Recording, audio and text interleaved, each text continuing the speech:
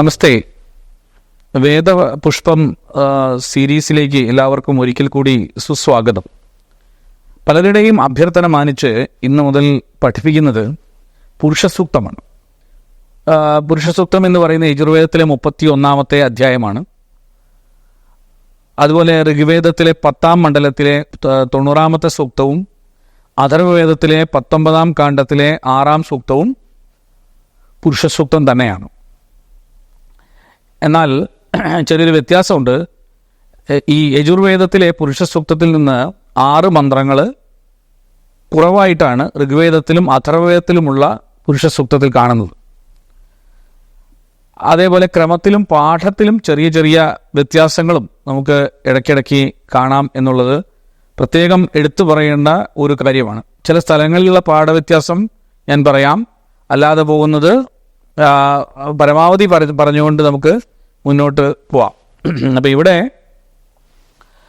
വളരെ പ്രസിദ്ധമാണ് പുരുഷസൂക്തം. പുരുഷസൂക്തത്തിന് വിവിധ പ്രയോഗങ്ങളായിട്ട് എങ്ങനെ പുരുഷസൂക്തം വിനിയോഗിക്കണം എന്നതിനെക്കുറിച്ച് വിവിധ ആചാര്യന്മാർക്കിടയിൽ വിവിധ അഭിപ്രായങ്ങളുണ്ട്.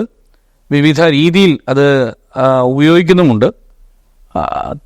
സൃഷ്ടിയുടെ ഒരു അവസ്ഥയെ വിശദീകരിക്കുന്ന ഒരുപാട് ഭാഗങ്ങളും നമുക്ക് ഈ സൂക്തത്തിൽ കാണാൻ സാധിക്കും. ഒന്നാമത്തെ സൂക്തത്തിൻ്റെ ഈ സൂക്തത്തിൽ 1-ാമത്തെ മന്ത്രത്തിൻ്റെ ഋഷി നാരായണ ആണ്. നൃജിത് അനുഷ്ടുപ്പാണ് ഛന്ദസ്. ദേവത പുരുഷനാണ്. ഗാന്ധാരമാണ് സ്വരം. ഓം സഹസ്രശീർഷ പുരുഷ സഹസ്രാക്ഷ സഹസ്രപാത് സ ഭൂമിം സർവദസ്പൃത്വാത്യതിഷ്ഠദ്ദശാങ്കുലം. ഓം സഹസ്രശീർഷ പുരുഷ സഹസ്രാക്ഷ സഹസ്രപാത് സ ഭൂമിം സർവദസ്പൃത്വാത്യതിഷ്ഠദ്ദശാങ്കുലം. ഓം സഹസ്രശീർഷ പുരുഷ സഹസ്രാക്ഷ സഹസ്രപാത് സ ഭൂമിം സർവദസ്പൃത്വാത്യതിഷ്ഠദ്ദശാങ്കുലം. ഇതാണ് യജുർവേദത്തിലെ പുരുഷസൂക്തത്തിലെ പ്രഥമ മന്ത്രം. അത് ഈ യജുർവേദത്തിലെ ഇപ്പം ഞാൻ ചൊല്ലിയ മന്ത്രത്തിലെ സർവദസ്പൃത്വ എന്ന ഭാഗത്തിന് പകരം, അതായത് സഭൂമിം സർവദസ്പൃത്വാത്യതിഷ്ഠ ദശാങ്കുലം എന്നതിന് പകരം ഋഗ്വേദത്തിലും അഥർവവേദത്തിലും വിശ്വതോ വൃത്വ എന്നുള്ള പാഠഭേദമാണ് കാണുന്നത്. അപ്പോൾ അത് നമ്മൾ ശ്രദ്ധിക്കേണ്ടതാണ്. പല പുരുഷസൂക്തത്തിലും പല വ്യത്യാസം കാണുമ്പോൾ നമ്മൾ കരുതും അത് വലിയ വ്യത്യാസമാണെന്ന്. പക്ഷേ ഇതിന് അർത്ഥത്തിലൊന്നും വലിയ വ്യത്യാസമില്ല. യജുർവേദത്തിലെ സർവദസ്പൃത്വ എന്നുള്ള ഭാഗം ഋഗ്വേദത്തിലും അഥർവവേദത്തിലും എത്തുമ്പോൾ വിശ്വതോ വൃത്വ എന്നുള്ള പാഠഭേദമാണ് നമ്മൾ കാണുന്നത്. പക്ഷെ അർത്ഥം ഒന്ന് തന്നെയാണെന്ന് മനസ്സിലാക്കിയാൽ മതി. അതേപോലെ സഹസ്രശീർഷ എന്നതിന് അഥർവവേദത്തിൽ സഹസ്രബാഹു എന്നും ഒരു പാഠഭേദം ഉണ്ട്. അപ്പം അങ്ങനെ നോക്കുന്ന സമയത്ത് നമ്മൾ ഇന്നത്തെ ഈ മന്ത്രത്തിൻ്റെ അർത്ഥത്തിലേക്ക് നമുക്ക് കടക്കാം. പുരുഷഃ പുരുഷൻ, പ്രപഞ്ചമാകുന്ന പുരിയിൽ വ്യാപിച്ച് ശയിക്കുന്ന പരമാത്മാവിൻ്റെ ശബല സ്വരൂപത്തെയാണ് ഇവിടെ പറയുന്നത്. പുരുഷൻ, പുരുഷഃ ശബ്ദത്തിൻ്റെ അർത്ഥം മനുഷ്യനായിട്ടുള്ള പുരുഷൻ എന്നല്ല, പ്രപഞ്ചമാകുന്ന പുരിയിൽ വ്യാപിച്ച് വർത്തിക്കുന്ന അല്ലെങ്കിൽ വ്യാപിച്ച് ശയിക്കുന്ന പരമാത്മാവിൻ്റെ ശബല സ്വരൂപമാണ്. ഇമേ വൈ ലോകാഹ പൂരയമേവ പുരുഷോ യോ അയം പവത്തെ സോ അസ്യാം പുരി ശേതേ തസ്മാത് പുരുഷഃ എന്ന് ശതപഥ ബ്രാഹ്മണത്തിൽ ഒരു പ്രസ്താവന തന്നെയുണ്ട്. ഇമേ വൈ ലോകാഹ പൂരയമേവ പുരുഷോ യോ അയം യോയം പവത്തെ സോസ്യാം പുരി ശേതേ തസ്മാത് പുരുഷഃ. ഇങ്ങനെ നമ്മൾ പഠിക്കണം. ഓരോ ശബ്ദവും കിട്ടുന്ന സമയത്ത് വേദത്തിലെ ഒരു മന്ത്രമെടുത്ത് പഠിക്കുമ്പോൾ അതിന് ഉപരിഫലമായിട്ടുള്ള ഒരർത്ഥമല്ല നമ്മൾ പറയേണ്ടത്. അതിൻ്റെ അർത്ഥം എന്തുകൊണ്ട് അവിടെ അങ്ങനെ പ്രയോഗിച്ചു, ആ അർത്ഥം എന്താണ്, എന്തിനെക്കുറിച്ചാണ് പറയുന്നത്, ആ ശബ്ദം എവിടെ നിന്നാണ് ഉണ്ടായത്, അതിന് ഏത് തരത്തിലുള്ള അർത്ഥമാണുള്ളത്. വേദങ്ങളുടെ ഭാഷ്യമാണ്, യജുർവേദത്തിൻ്റെ ഭാഷ്യമാണ് ശതപഥ ബ്രാഹ്മണം. ആ ശതപഥ ബ്രാഹ്മണത്തിൽ പറഞ്ഞിരിക്കുകയാണ് എന്താണ് പുരുഷ ശബ്ദത്തിൻ്റെ അർത്ഥം. ഇമേ വൈ ലോകാഹ പൂരയമേവ പുരുഷോ യോയം പവത്തെ സോസ്യാം പുരി ശേതേ തസ്മാത് പുരുഷ. എഴുതിയെടുക്കാൻ വേണമെങ്കിൽ അപ്പോൾ സഹസ്രശീർഷ എന്നതിന് എന്താണ് അടുത്ത അർത്ഥം നോക്കാം. സഹസ്രശീർഷ എന്ന് പറഞ്ഞാൽ ശരിക്കും പറഞ്ഞാൽ 1000 എന്നൊക്കെ ഒരർത്ഥം പലരും പറയാറുണ്ട്. പക്ഷേ ആ അർത്ഥമാണോ സഹസ്രശീർഷ? അല്ല, അസംഖ്യം ശിരസ്സുകളോട് കൂടിയവൻ എന്നാണ് ഇവിടെ അർത്ഥം. ഈ അസംഖ്യം എന്നുള്ള വാക്ക് എന്തുകൊണ്ടാണ് നമ്മൾ എടുത്തത്?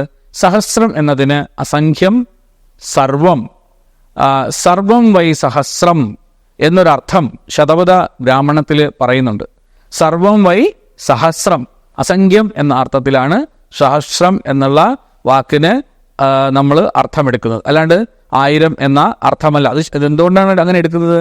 ശതപഥ ബ്രാഹ്മണത്തിൽ പറഞ്ഞിട്ടുണ്ട് സർവം വൈ സഹസ്രം എന്ന്. അതുകൊണ്ടാണ് നമ്മൾ അങ്ങനെ ഒരു അർത്ഥം പറയുന്നത്. അപ്പോൾ സർവജീവികളുടെയും ശിരസ് തുടങ്ങിയ അവയവങ്ങൾ ഈശ്വരൻ്റെ അവയവങ്ങളായിട്ട് ആലങ്കാരികമായി വർണ്ണന ചെയ്യുന്ന ഒരു ഭാഗമാണ് നമ്മളിവിടെ കാണുന്നത്. ഇനി സഹസ്രാക്ഷ എന്നുള്ളതിനോ അസംഖ്യം കണ്ണുകളോടും അഥവാ ജ്ഞാനേന്ദ്രിയങ്ങളോടും കൂടിയവനാണ്. അപ്പോൾ സഹസ്രാക്ഷ അവിടെ ഈ അക്ഷി കണ്ണ് വാസ്തവത്തിൽ ജ്ഞാനേന്ദ്രിയങ്ങളുടെ പ്രതീകമായിട്ടാണ് പറഞ്ഞിരിക്കുന്നത്. അപ്പോൾ അനേകം കണ്ണുകളോടും അഥവാ ജ്ഞാനേന്ദ്രിയങ്ങളോടും കൂടി സഹസ്രപാദ് അസംഖ്യം പാദങ്ങളോടും അഥവാ കർമ്മേന്ദ്രിയങ്ങളോടും കൂടിയവനാകുന്നു. ആരാ? ഈ പുരുഷൻ. കാരണം അനേകം ജീവജാലങ്ങളുടെ കണ്ണും മൂക്കും ചെവിയും എല്ലാം ഭഗവാനിൽ ആരോപിക്കുക. അപ്പോൾ ഭഗവാൻ എന്ന് പറയുന്നതിൻ്റെ സ്വരൂപം അതാണെന്ന് പറയുന്നതാണ്. അസംഖ്യം പാദങ്ങളോട് കൂടിയാണ്. ആ പാദം എന്നുള്ള വാക്കിൻ്റെ അർത്ഥം എന്താ? നേരത്തെ അക്ഷി കണ്ണാണ് എന്ന് പറഞ്ഞു.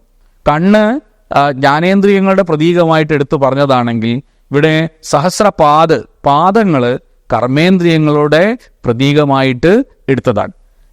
അങ്ങനെയുള്ള സഹ അവൻ ഭൂമിയെ അഥവാ ഭൂതജഗത്തിനെ സർവത എല്ലായിടത്തു നിന്നും പൊതിഞ്ഞുകൊണ്ട് ദശ അങ്കുല പരിമിതമായ അതിനെ 10 വിരലുകൾക്കുള്ളിൽ അഥവാ കൈപ്പത്തിക്കുള്ളിൽ ഒതുക്കാൻ സാധിക്കുന്ന അത്രയും ചെറുതായത് എന്ന അർത്ഥത്തിൽ എടുക്കണം.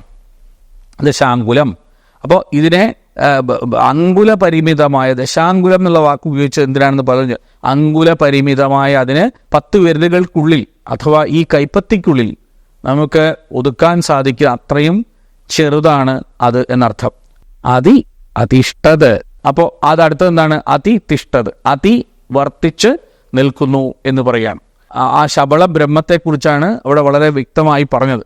അപ്പോൾ ഇനി നമുക്ക് ആ മന്ത്രം ഒരിക്കൽ കൂടി ചൊല്ലാം. ഓം സഹസ്രശീർഷ പുരുഷ സഹസ്രാക്ഷ സഹസ്രപാദ സഭൂമിം സർവതസ്പൃത്വാത്യതിഷ്ഠദശാങ്കുലം. അപ്പോൾ നമ്മൾ മനസ്സിലാക്കേണ്ടത് പാഠഭേദമൊക്കെ ഉണ്ടെങ്കിലും അർത്ഥമൊന്നും തമ്മിൽ വ്യത്യാസമില്ല. ഋഗ്വേദത്തിലും അഥർവവേദത്തിലും 6 മന്ത്രം കുറച്ചേ ഉള്ളൂ. അതുകൊണ്ടാണ് നമ്മൾ ഇത് എടുത്തതെന്ന് പറഞ്ഞു. ഇവിടെ സഹസ്രശീർഷ പുരുഷനിലെ പുരുഷ ശബ്ദം, പുരുഷൻ എന്ന് പറഞ്ഞത് പ്രപഞ്ചമാകുന്ന പുരിയിൽ വ്യാപിച്ചു കിടക്കുന്ന പരമാത്മാവിൻ്റെ ശബല സ്വരൂപമാണ് ആ ഭഗവാന്. അതുകൊണ്ടാണ് പുരുഷ ശബ്ദം ഉപയോഗിച്ചിരിക്കുന്നത്. പുരുഷ ശബ്ദത്തിന് അർത്ഥം ശതപഥ ബ്രാഹ്മണത്തിൽ ഇമേ വൈ ലോകാഹ പൂരയമേവ പുരുഷോ യോയമവതേ സോ അസ്യാം പുരി ശേതേ തസ്മാത് പുരുഷ എന്ന അർത്ഥത്തിലാണ് എന്ന് പറഞ്ഞു. സഹസ്രശീർഷ അസംഖ്യം ശിരസ്സുകളോടുകൂടിയവനും. അസംഖ്യം എന്നുള്ളതിനർത്ഥം നമ്മളെടുത്തു സർവം വൈ സഹസ്രം, ശതപഥ ബ്രാഹ്മണത്തിൽ നിന്ന് എടുത്തു അല്ലേ. അപ്പോൾ സർവ്വജീവികളുടെയും ശിരസ് തുടങ്ങിയ അവയവങ്ങൾ ഈശ്വരന്റെ അവയവങ്ങളായി ആലങ്കാരികമായി വർണ്ണന ചെയ്യുന്ന മനോഹരമായ ഒരു കാഴ്ചയാണ് ഇവിടെ നമ്മൾ കാണുന്നത്. വീണ്ടും പറയുകയാണ്, സഹസ്രാക്ഷനാണ് ഭഗവാൻ. കാരണം അസംഖ്യം കണ്ണുകളോട് കൂടിയവനാണ്, അഥവാ ജ്ഞാനേന്ദ്രിയങ്ങളോട് കൂടിയവനാണ് ഭഗവാൻ. എല്ലാ സകല ജീവജാലങ്ങളുടെയും ജ്ഞാനേന്ദ്രിയങ്ങളും ഭഗവാന്റെ തന്നെ എന്ന് നമ്മൾ കാണുകയാണ്. സഹസ്രപാദ് അസംഖ്യം പാദങ്ങളോടും അഥവാ കർമ്മേന്ദ്രിയങ്ങളോടും കൂടിയവനാകുന്നു എന്ന് പറയുക.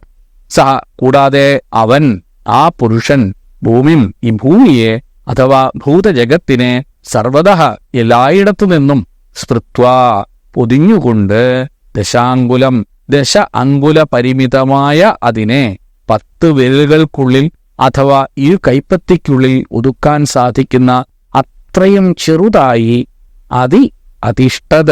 അതിവർത്തിച്ച് നിൽക്കുന്നു എന്നർത്ഥം. നാളെ നമ്മൾ 2ാമത്തെ മന്ത്രമാണ് ചർച്ച ചെയ്യാൻ പോകുന്നത്. എല്ലാവരും നോട്ട്സൊക്കെ എടുക്കണം. ഇതെല്ലാം പതുക്കെ ഒന്ന് സ്ലോ ആക്കിയാൽ മതി എന്ന് മാത്രം പറഞ്ഞുകൊണ്ട് ഇന്നത്തെ ക്ലാസ് ഇവിടെ അവസാനിപ്പിക്കുന്നു. എല്ലാവർക്കും ശുഭദിനം.